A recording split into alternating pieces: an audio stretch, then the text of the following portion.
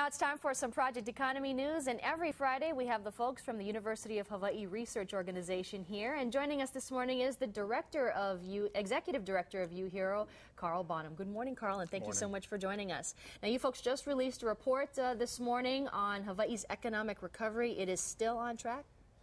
That's the forecast. We're still seeing evidence of an improving economy.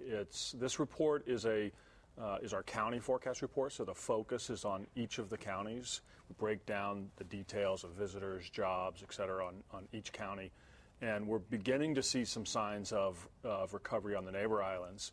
The recovery on Oahu is really more in place. Mm-hmm. Oahu didn't have as big of a downturn, and so it's showing a little bit better signs of recovery right now. What about the neighbor islands? Which one is, I guess, the recovery isn't doing as well? Well, the Big Island had a pretty lousy month of April for visitors. There's a little bit, so year-to-date, visitor arrivals on the Big Island are basically zero. Maui is rebounding pretty strongly, and actually we expect all of the neighbor islands to have fairly strong visitor arrivals growth this year, primarily because they're seeing a bounce back in the number of airline seats that are coming into those islands. And earlier reports, you said that construction was not doing well. So what about construction now? Especially, you've got the rail transit project coming along, and you had some big announcements by Waikiki Hotels in terms of renovation. So how is construction doing? Basically, we're seeing on Oahu sort of a bottoming out.